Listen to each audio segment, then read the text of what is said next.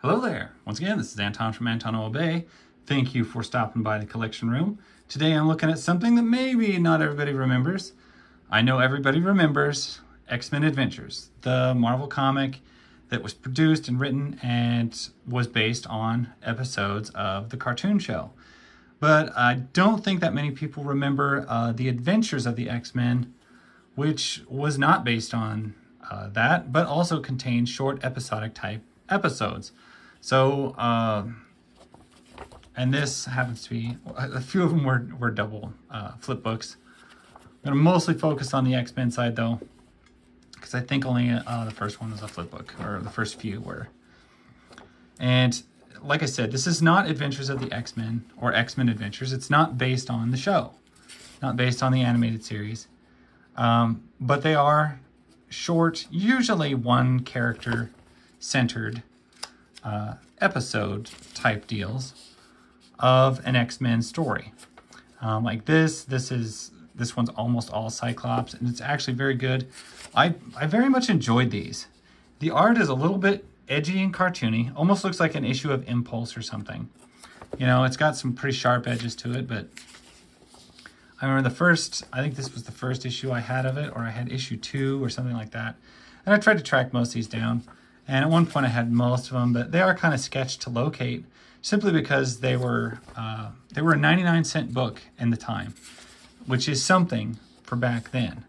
I did love the way they drew Cyclops. I loved this uniform, his jacket, his bike, his glasses, everything.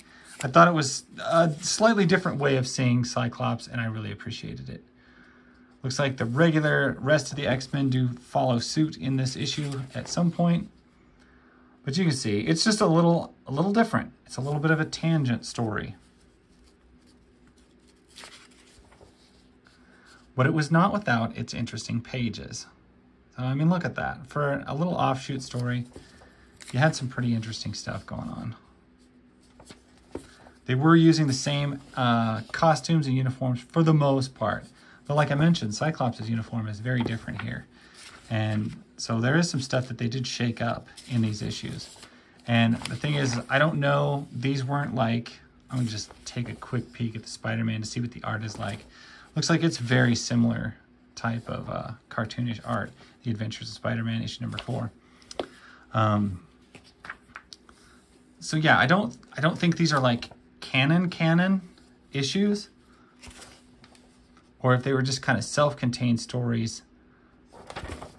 I was never really quite sure where these fell in with stuff. I'm pretty sure they fall into a different canon event type universe. I do love the way they rendered Apocalypse there. Big old beefy feet and everything. It just looks cool. More cartoony, but still just really impressive. And you know what? Maybe to give me some context, let me find out what year. 96. So I'm pretty sure Age of Apocalypse has already happened.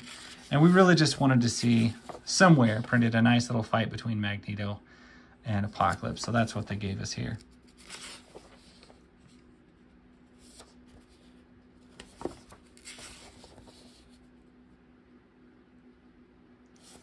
Who is that? Is that, oh yeah, that's Nick Fury. Okay, so Nick Fury exists in the Adventures of Land. You can see, yeah, it's all Jim Lee designs on the X-Men uniforms for the most part. But just little self-contained story niblets. It's basically condensed versions of stories we've maybe already read. And some of them, like Assault of Nagara, that's an original. I don't think I've seen that one anywhere else. And this takes a lot of elements I've seen from other X-Men stories. But you can also see, like, okay, then it wraps up. That adventure is over. There is no next issue. We're going to follow where this story went. You know, the next issue goes straight to something else. And like I said, that was 99 cents, 99 cents, 99 cents. They were trying to make a push to keep some books cheap, to keep them for the child audience. And that's what I really feel like these were for. I super like this story because it's very similar to one of Kitty Pryde in the X-Men mansion when she was up against Sabretooth. And only this is a little more updated for the juvenile character in the book, and it's Jubilee. So it's Jubilee alone in the X-Mansion, and she has to fend off Sabretooth. And of course, Wolverine never makes this "aw shucks" winky face, which is funny. But, you know, there's a pretty cartoony style going on here.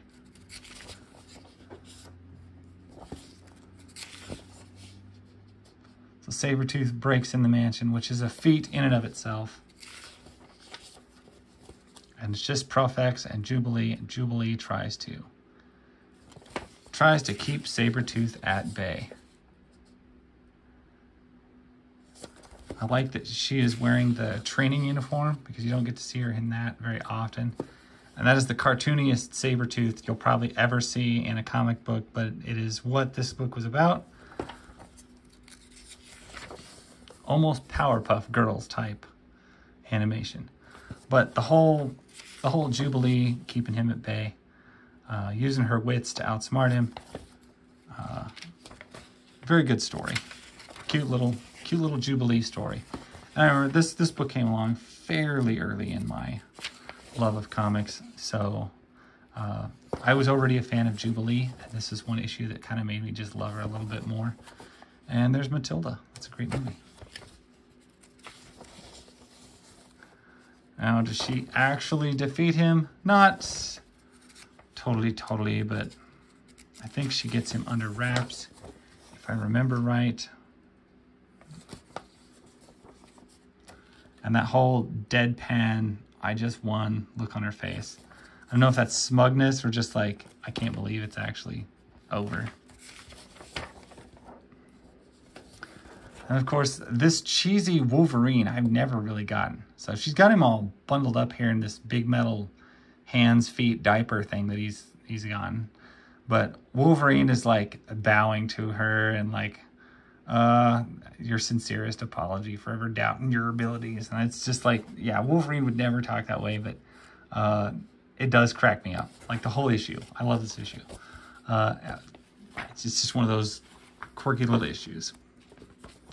And this one really reminded me of, this is issue 8, of X-Men Adventures Season 2, issue 6, with Gambit on the cover being, you know, under attack by a bunch of things. But this was just cool because everybody's throwing knives at him.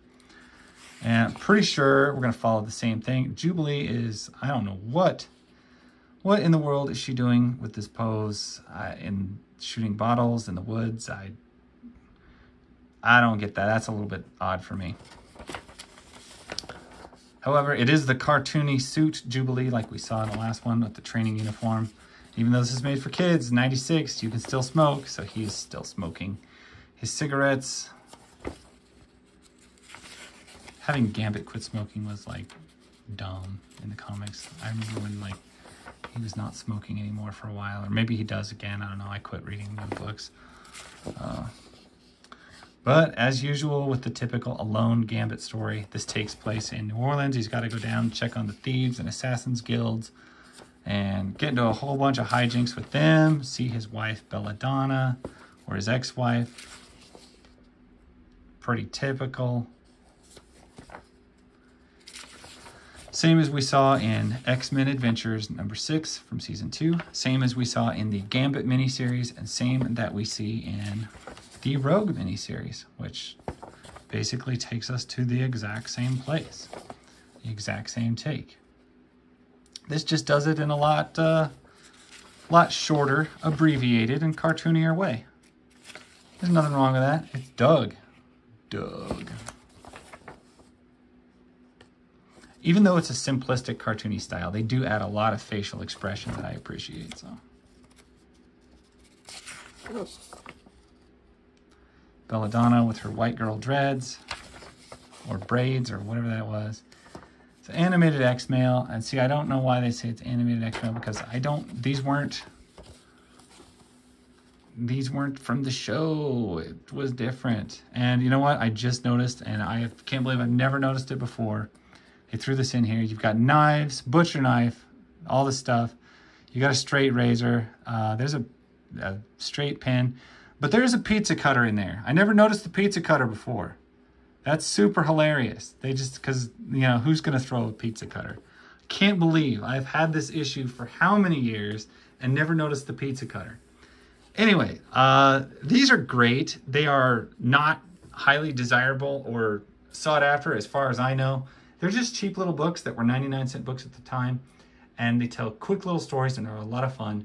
And if you ever see them in a bin and you're at all interested in X-Men, self-contained stories, they're the thing to pick up. So there you go. That is my story. I thank you guys for watching. I'll catch you later. Bye.